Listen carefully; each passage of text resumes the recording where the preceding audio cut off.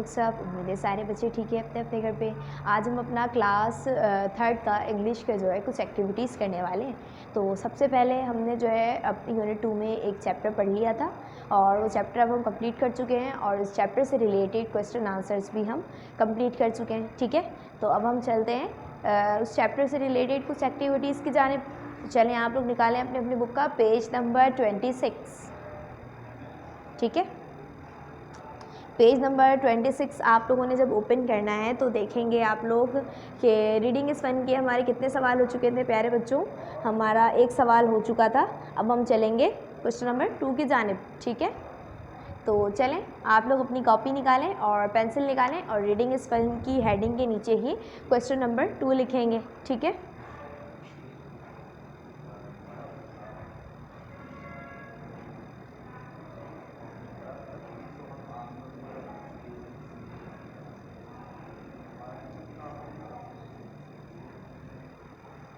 तो reading is fun का question number 1 हम कर चुके थे। क्वेश्चन नंबर 2 है हमारे पास।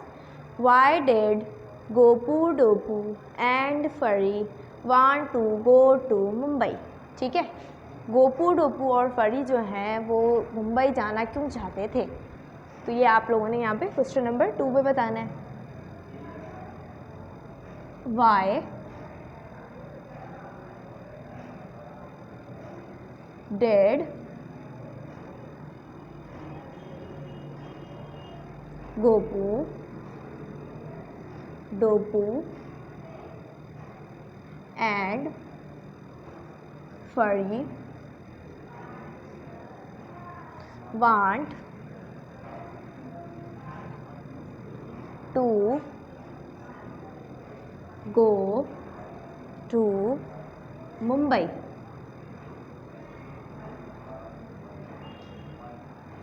ठीक है, तो गोपू डोपू और फरी जो है वो मुंबई जाना क्यों चाहते थे, क्योंकि वो वहाँ जाके म्यूजिशियन बनना चाहते थे। प्यारे बच्चों, आप लोगों को इसकी स्टोरी तो पता है ना इस चैप्टर की, द मुंबई म्यूजिशियन की। उसी से रिलेटेड हम जो सवाल कर रहे थे उसका आंसर है कि गोपू डोपू और फरी जो है वहाँ जाकर मुंबई जाकर जो है वो म्यूजिशियन बनना चाहते थे। ठीक है, वाई का लफ्ज़ देखते ही आपको पता चल जाना चाहिए कि यहाँ पर आपको कोई रीज़न देना है और रीज़न में हम सबसे पहले लिखेंगे बिकॉज, क्योंकि, because they wanted to become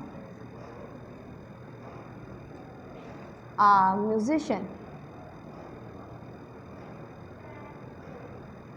ठीक है, बिकॉज क्योंकि they wanted to become a musician, वो चाहते थे म्यूजिशियन बनना। ठीक है, अगर आप लोग दे ना लिखना चाहें तो दे की जगह इन तीनों के नाम भी लिख सकते हैं। ठीक है, because Gopu Dopu and Fari wanted to become a musician, इस तरह से भी सवाल को लिख सकते हैं। और मैंने जो है यहाँ पे डायरेक्ट दे लिख दिया है, दे का मतलब है वो, और वो इसमें कौन है, इन तीनों की बात हो रही है। ठीक है बच्चों, तो अब चलते हैं क्वेश्चन नंबर 3 की जानिब।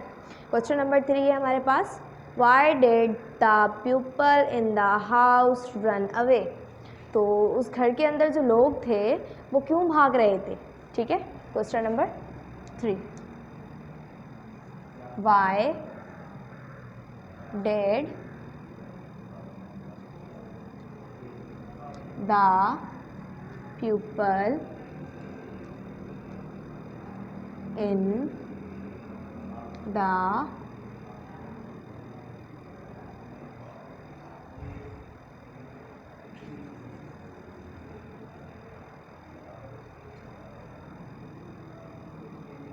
house run away?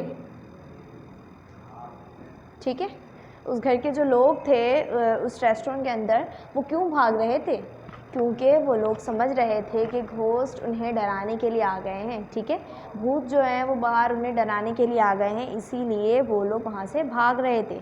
ठीक है, चले यहाँ पे लिखते,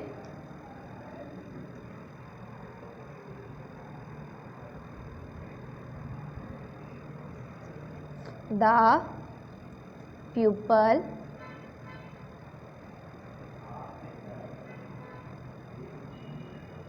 in the house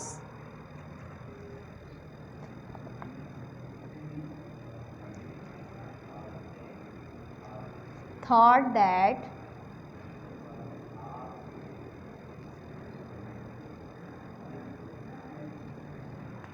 ghosts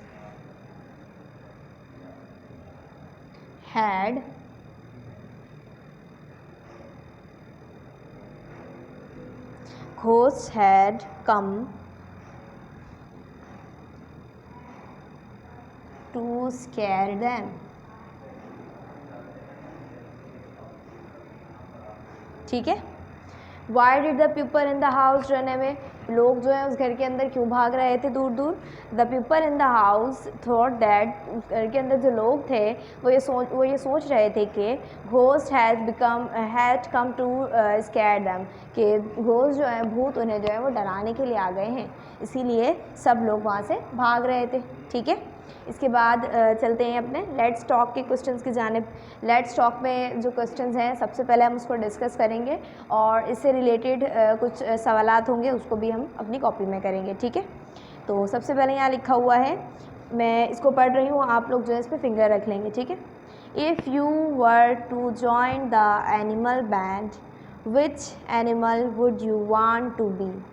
create the sound of that animal, get together with your friends as a group, create the sound of the animal each one of you wants to be। ठीक है। तो प्यारे बच्चों, आप लोग जो है अगर कोई एनिमल बैंड को ज्वाइन करें, ठीक है, यानी किसी एनिमल के साथ आप भी जो है आपको भी मौका मिले कि इस तरह से जो है गाने का मौका मिले, ठीक है, किसी भी एनिमल के साथ, तो आप कौन सा एनिमल बनना पसंद करेंगे? क्या आप लोग टाइगर बनना पसंद करेंगे? ठीक है। या आप लोग कोई दूसरा एनिमल बनना पसंद करेंगे? कोई बच्चा जो है वो डियर बनना पसंद करेगा, हिरन बनना, कुछ बच्चे जो है वो टाइगर यानी शेर बनना पसंद करेंगे। तो आप लोग कौन सा एनिमल बनना पसंद करेंगे? अगर आप भी कोई म्यूज़िक बैंड जो है वो किसी भी एनिमल के साथ बना रहे हों, ठीक है, एनिमल का म्यूज़िक बैंड बना रहे हों, तो आप इनमें से कौन सा एनिमल बनना पसंद करेंगे? और उसका साउंड निकालिए और उसके साथ मिलके जो है सारे एनिमल्स के साथ, जब हर बच्चा एक एक एनिमल बन जाएगा तो सारे एनिमल्स मिलके एक साउंड क्रिएट करेंगे और देखेंगे कि किस तरह का म्यूज़िक बनकर आ रहा है। ठीक है। तो ये वाला काम जो है हम किस तरह से कर सकते हैं? अपनी कॉपी के अंदर आप लोग जो है सिर्फ एनिमल का नाम लिखेंगे कि कौन सा एनिमल आप बनना पसंद करेंगे एनिमल बैंड के लिए। ठीक है। नंबर 2 है यहाँ पर, the donkey saw a ball of fur and it was a cat. Donkey ने जो है यानी गोपू ने जो है हमारे, इसने एक ऊन नुमा बॉल देखी थी रास्ते में पड़ी हुई, और जब उससे पूछा था कि तुम कौन हो, तो उस ऊन नुमा बॉल ने बोला था कि मैं तो एक कैट हूँ और मेरा नाम फरी है। ठीक है। तो अगर आपको भी if you were to see a big ball of fur what could that be? अगर आप भी कोई बड़ा सा बॉल देखें, ठीक है, ऊन का, तो वो कौन सा एनिमल हो सकता है? क्या आप बता सकते हैं सोच के? किसी बच्चे के ख्याल में आ रहा है कि वो कौन सा एनिमल हो सकता है? मेरे ख्याल से तो कैट से बड़ा ऊन का जो एनिमल होता है वो हो सकता है शीप। ठीक है, दुम्बा। वो जो है वो कैसा होता है? ऊन से बना हुआ होता है और वो कैट से बड़ा भी होता है। तो अगर हम इस सवाल का जवाब लिखना चाहें तो हम किस तरह से लिख सकते हैं कि कैट से बड़ा आपने ऊन किसी फ़र का जो है वो एनिमल का नाम बताना है, किसी फ़र वाले एनिमल का। ठीक है, किसी ऊन वाले एनिमल का नाम कौन हो सकता है? वो शीप हो सकता है, और कोई दूसरा भी एनिमल हो सकता है जिसके जो है स्किन पे ऊन होते हों। ठीक है। तो ये दोनों बातें आप मुझे बताएंगे। चलें इसको लिखते हैं। ठीक है, मैं यहाँ पर इसको रब कर रही हूँ।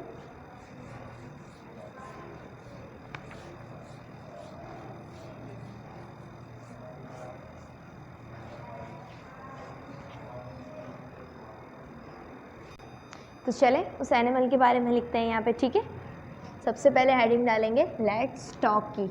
अपनी अपनी कॉपीज़ निकालिए और पेंसिल से लेट्स टॉक की हेडिंग डालें आप लोग। ठीक है, लेट्स टॉक में सबसे पहला क्वेश्चन उतारेंगे। ठीक है,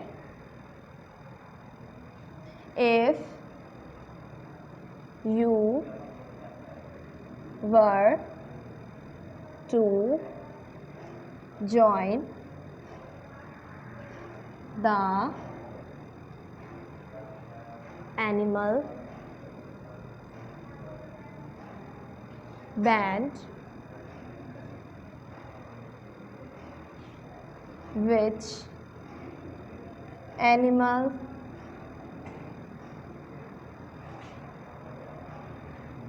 would you want to be? ठीक है, if you were to join the animal band, अगर आप जो है वो किसी एनिमल बैंड को ज्वाइन करेंगे, ठीक है, ऐसी बैंड जिसके अंदर सारे एनिमल्स बने, सारे बच्चे एनिमल्स बने और हर एनिमल को जो है एक किरदार लेने, तो आप इनमें से कौन सा एनिमल बनना पसंद करेंगे? आपने यहाँ पर उसका नाम बताना है, ठीक है। अब नंबर 2 पे चलते हैं। The donkey saw a ball of fur and it was cat.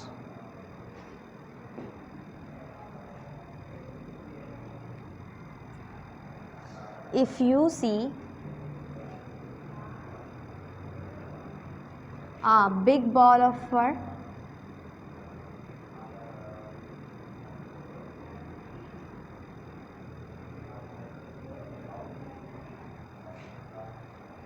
what could that be?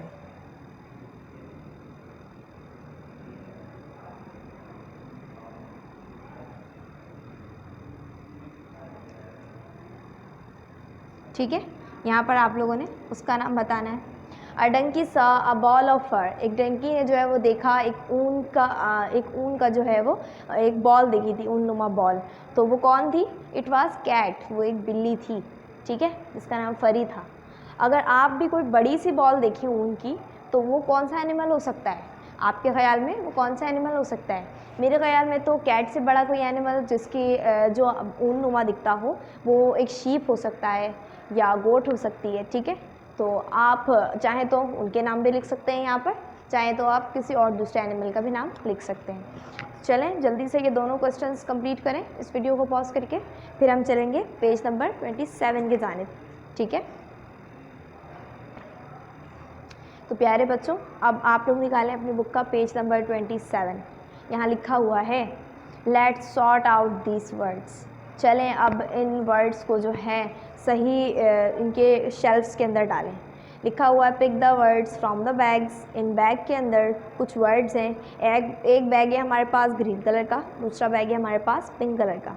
In bags में कुछ मिले जुले वर्ड्स हैं, उनको आपने सही शेल्फ में लिखने हैं, ठीक है, जिनमें से हर शेल्फ का पहला पहला वर्ड हमें यहाँ पर बताया हुआ है। तो यहाँ पर सबसे पहले जो है शॉर्ट ई वर्ड है। शॉर्ट वर्ड कौन सा होता है?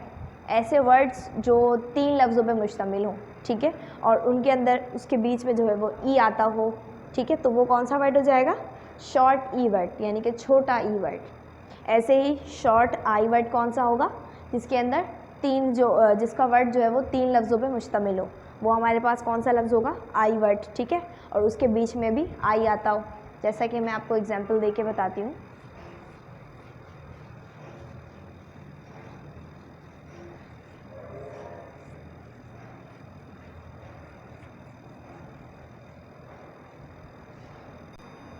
तो शॉर्ट ई वर्ड है हमारे पास ऐसा वर्ड जो 3 लफ्ज़ों पे मुश्तमिल हो, ठीक है, और जिसके बीच में ई भी आता हो, जैसे कि LEG लैग। यहाँ पर ये वर्ड कितने लफ्ज़ पे मुश्तमिल है? 3 वर्ड्स पे जो है वो मुश्तमिल है, और इसके बीच में ई भी आ रहा है, इसलिए ये क्या वर्ड कहलाता है? शॉर्ट ई वर्ड, ठीक है। इसके बाद हम एक एग्जाम्पल देख लेते हैं शॉर्ट आई वर्ड की।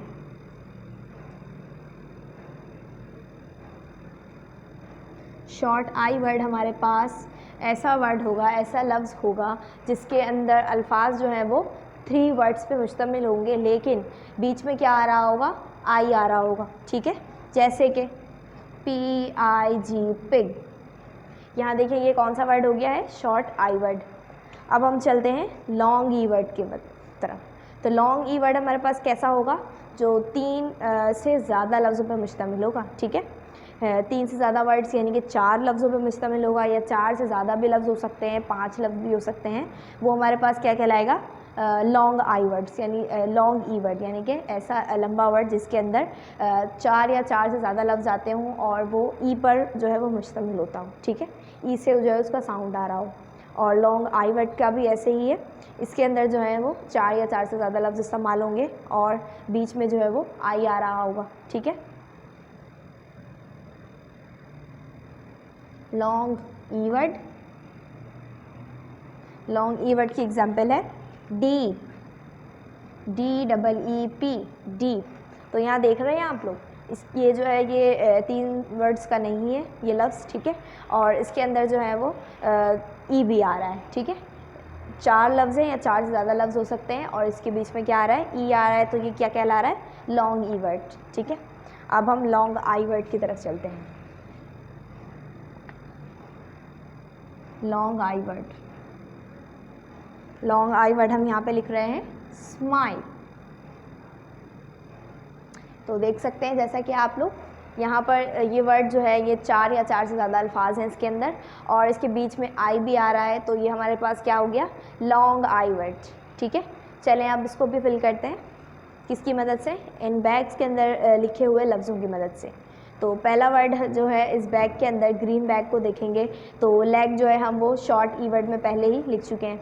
और कौन सा वर्ड है हमारे पास, pig, PIG, pig.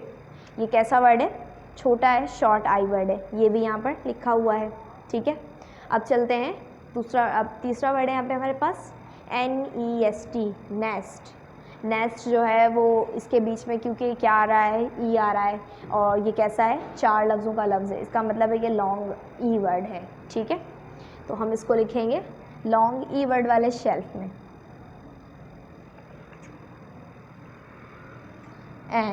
NEST, nest, ठीक है। आगे है नेस्ट के बराबर में DICE, डाइस। इसके अंदर 3 से ज़्यादा लफ्ज़ हैं इसलिए ये लॉन्ग वर्ड है और इसके बीच में क्या आ रहा है, आई आ रहा है, इसका मतलब है ये कि लॉन्ग आई वर्ड है ये, ठीक है। तो इसको आप लोग लॉन्ग आई वर्ड के शेल्फ में लिख देंगे स्माइल के साथ, डाइस। इसके बाद है ट्री, ये भी लॉन्ग ई वर्ड है, तो इसको हम लॉन्ग ई वर्ड के शेल्फ में लिखेंगे ट्री, ठीक है।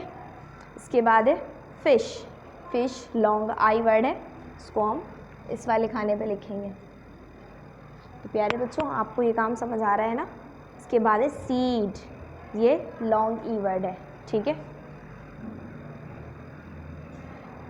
इसी तरह से इस बॉक्स के अंदर भी कुछ वर्ड्स हैं, वो सारे जो हैं वो लॉन्ग हैं और या कुछ वर्ड्स जो हैं वो लॉन्ग ई हैं, कुछ वर्ड्स जो हैं वो लॉन्ग आई हैं। तो आपने खुद सोचना है, ठीक है, कि कौन सा वर्ड किस शेल्फ में आएगा और सोचते हुए आपने जो है इनके अंदर फिल करना है, ठीक है। इसमें एक ही वर्ड ऐसा है LIP, लिप, जो कि शॉर्ट आई वर्ड है।